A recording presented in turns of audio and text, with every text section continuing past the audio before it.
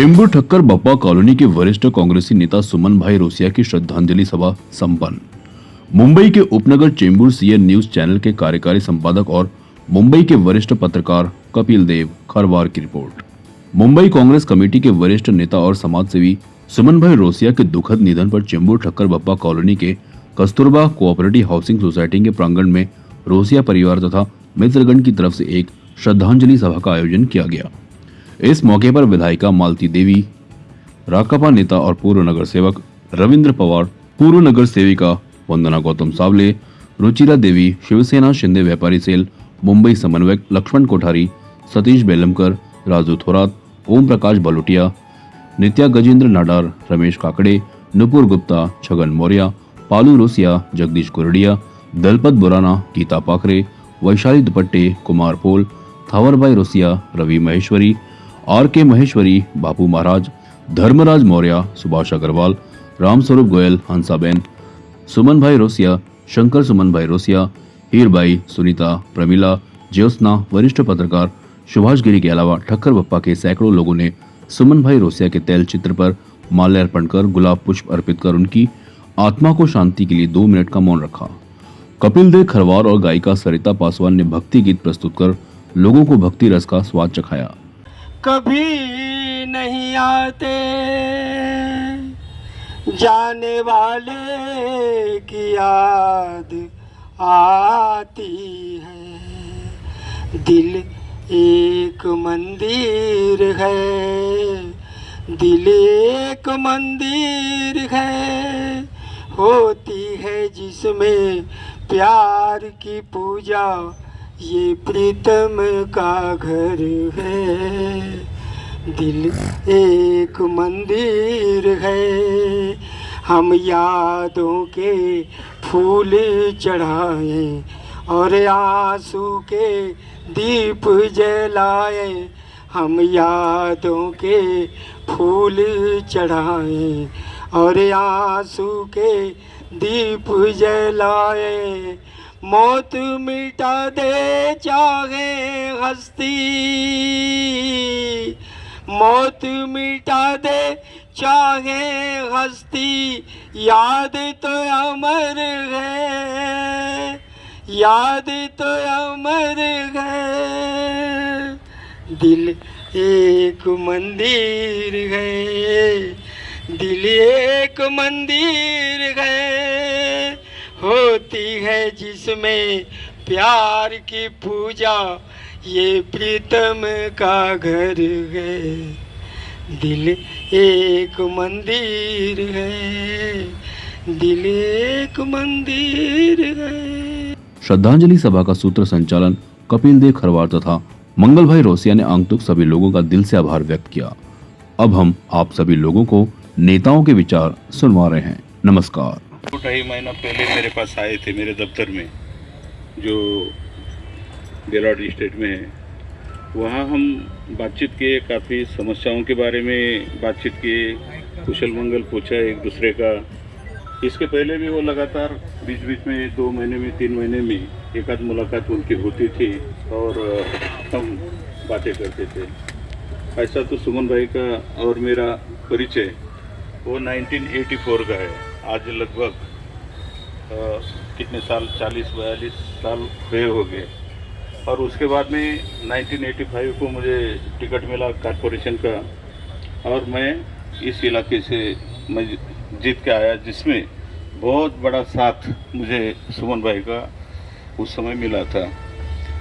सुमन भाई एक ऐसा व्यक्तित्व कि जिन्होंने इस शहर में आकर एक अपनी जगह बना ली थी।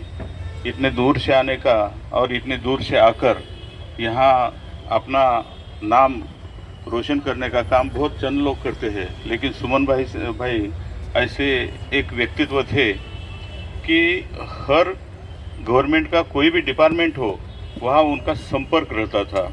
बहुत मिलनसार व्यक्ति थे, सबके साथ अच्छा संपर्क, सबके साथ अच्छा बातचीत करना, सबके साथ कुछ ना कुछ मदद अगर किसी को चाहिए तो मदद करना, ये हमेशा उनके स्वभाव का एक पहलू था।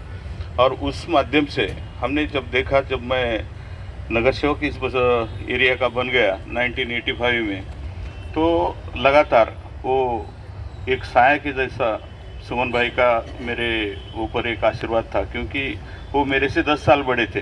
वो शायद उनका 82 वगैरह एज होगा, अभी मेरा 72 है, उनका 82 तक होगा। अभी 10 साल बड़े थे, इसके लिए बड़े भाई के नाते उन्होंने मुझे मार्गदर्शन करने का काम उनके जीवन में किया। और मेरा एक सौभाग्य है कि देखिए, इतनी लंबी चौड़ी दोस्ती निभाना कोई मामूली काम नहीं होता है। बहुत सारा ये होता है, बहुत सारा ऐसा होता है कि चलो आते हैं आदमी, एक दूसरे को मिलते हैं, चंद दिन का एक दूसरे के साथ सहवास होता है और निकल जाता है। सुमन भाई का एक अपना अलग हिसाब था।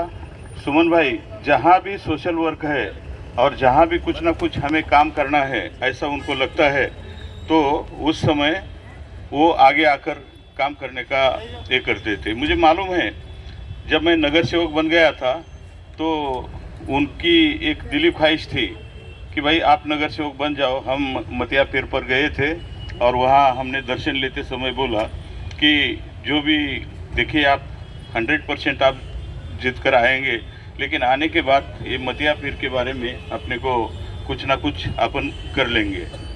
तो वो जगह थी, वो जगह एक कायम रूप से ये जो संस्था थी, वो संस्था को ये करने के लिए मेरे जीवन का पहला लेटर नगर सेवक करके मैंने मतिया पीर के लिए मैंने लिखा था, मुझे याद है। और उसके बाद में सुमन भाई ने अपने खर्चे से उधर मंदिर का, जो बहुत छोटा सा एक मंदिर था मतिया पीर का, वो अपने खर्चे से उसकी मरम्मत करके उसको अच्छा ढंग से करने का वगैरह जो भी काम है, वो सुमन भाई ने अपने खुद के पैसे लगाकर, खुद का सोर्स लगाकर उन्होंने किया था।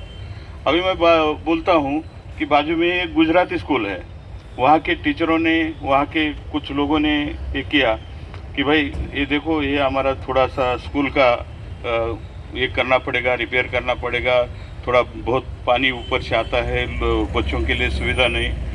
झट से उन्होंने जाकर अपना खुद अपने लोग लगाकर, अपना पूरा का पूरा सामान लगाकर उसका ये किया।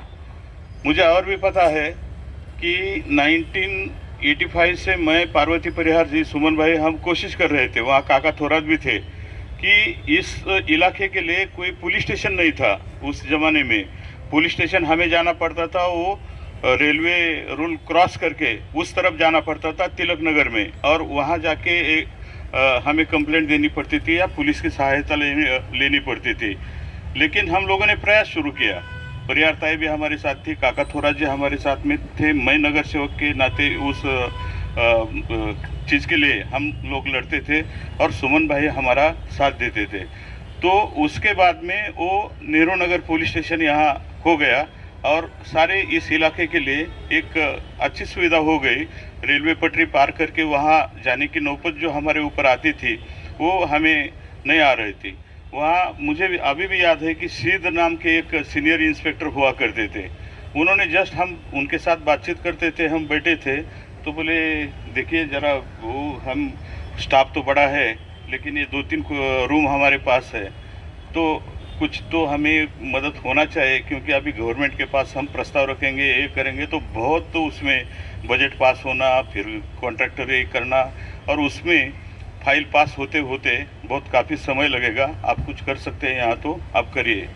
सुमन भाई ने तुरंत ये उठाया और 2-3 कमरे उनको बना के दे दिए उधर, अपना खुद है।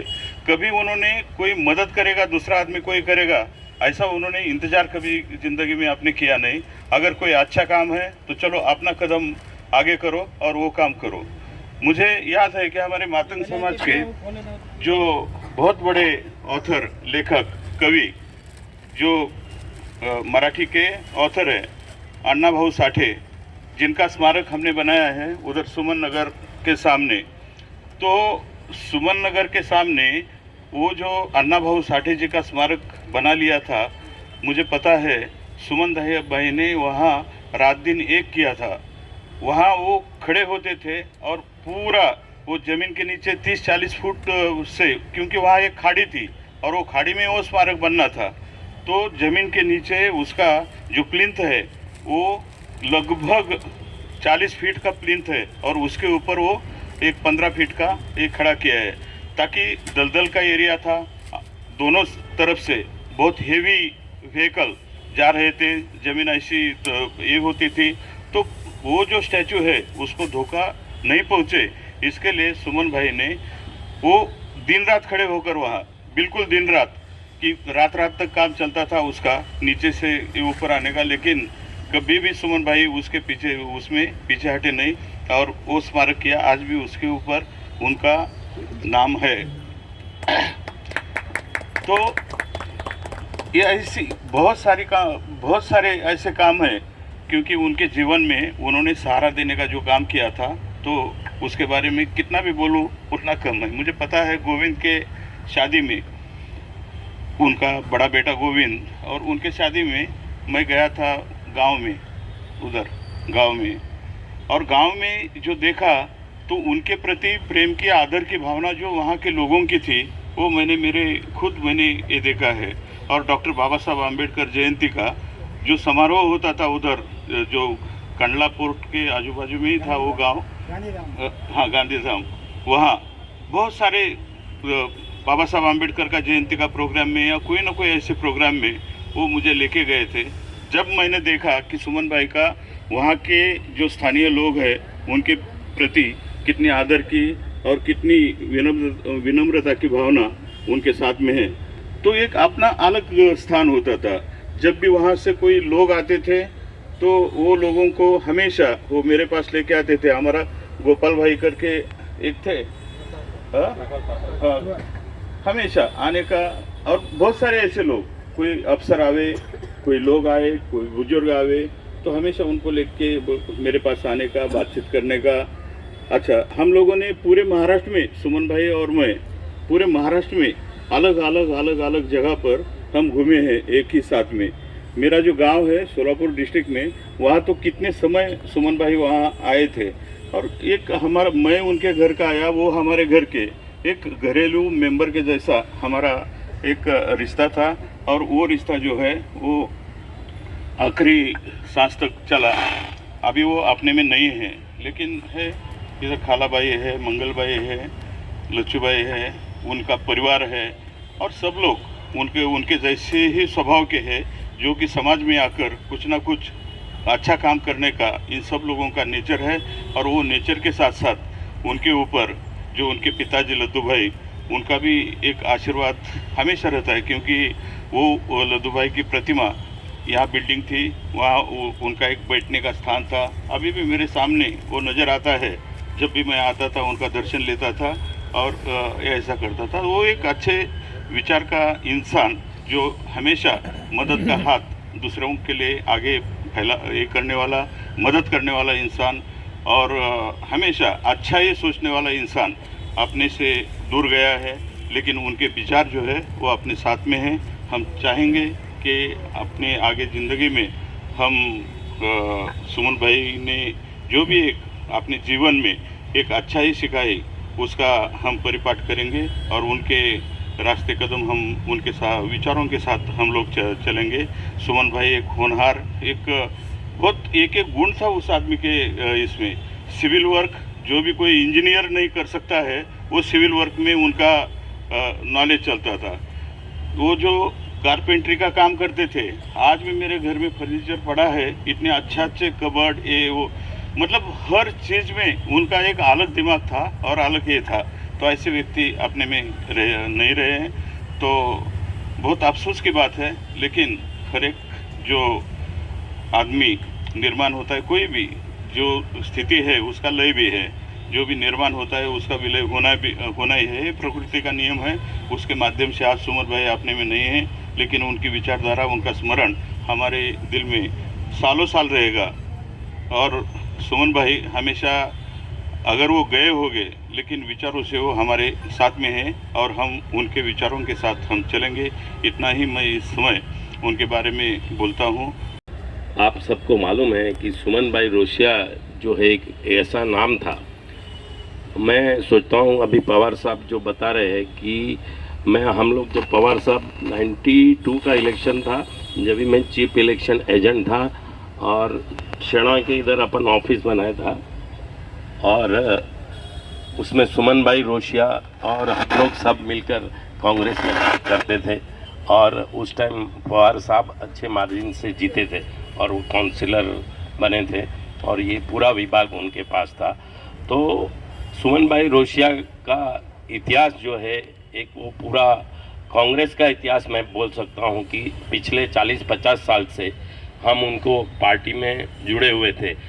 खैर आज की परिस्थिति अलग है कि हम लोग अलग अलग पार्टी में चले गए, लेकिन उनकी यादें, उनका एक आशीर्वाद और उनका काम करने का जो तरीका था वो एक बहुत ही अलग था।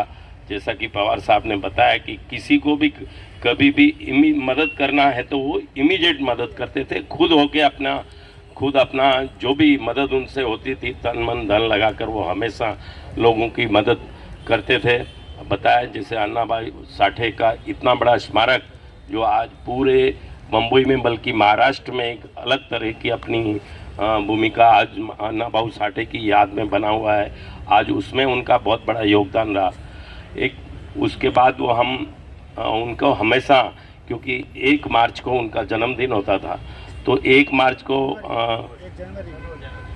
1 जनवरी तो 1 जनवरी के दिन हमारे एकनाथ गायकवाड़ साहब का भी जन्मदिन था और वो दोनों एक ही दिन उनका जन्म हुआ था और वो हमेशा उनका बहुत प्रेम भी था, आपस में बहुत ही सम्मान और बहुत ही प्रेम का उनका रिश्ता था। तो हमेशा जब हम गायकवाड़ साहब का भी जन्मदिन धारावी में मनाते थे तो साथ में सुमन भाई रोशिया का भी जन्मदिन हम लोग वहाँ पर मनाते थे। तो इस तरह की अलग अलग जो मतलब पूरा ये उनकी लाइफ की घटनाएं हैं वो हमको याद है। और सुमन भाई रोशिया एक यहाँ पर ठक्कर बापा में हमेशा एक पिलर बनकर हमेशा खड़े रहे, कांग्रेस को जिंदा रखा, कांग्रेस के लिए काम किया और पवार साहब के खुद राइट हैंड थे। पवार साहब भले कौन सी भी पार्टी में रहे, जब भी रहे तो वो हमेशा उनके अच्छे सहयोगी के रूप में काम किया। गायकवाड़ साहब के साथ भी उनका पूरा एक बहुत ही अच्छा रिश्ता था और हमेशा गायकवाड़ साहब के साथ में वो हम लोग साथ में काम करते थे। तो जो सोशल वर्क उन्होंने, समाज सेवा जो की है वो अविस्मरणीय है, हम कभी भूल नहीं सकते। और सुमन रोशिया परिवार भी पूरी तरह से समाज सेवा से जुड़े हैं। लक्ष्मण भाई है, आप लोग हैं, शंकर भाई, अभी मेरी मुलाकात तो अभी हुई इनसे थोड़े दिन पहले ही मंगल भाई से। तो लेकिन लक्ष्मण भाई से हमारा काफ़ी मतलब हम साथ में रहे हैं, काफ़ी वर्षों से साथ में काम किया है। तो एक बहुत ही अच्छे समाज सेवक के रूप में उन्होंने हमेशा भूमिका निभाई है और सिद्धार्थ कॉलोनी हो या आजू बाजू का जो परिसर है वहाँ पर उन्होंने हमारे कार्यकर्ता को हमेशा मदद करने का काम किया है। बहुत सारे लोग हैं वो उनकी वजह से आज अपना अच्छा कारोबार काम कर रहे हैं, अच्छे आगे बढ़ रहे हैं। तो ऐसे इंसान को मैं मनपूर्वक अपने हृदय से बहुत ही श्रद्धांजलि अर्पित करता हूँ।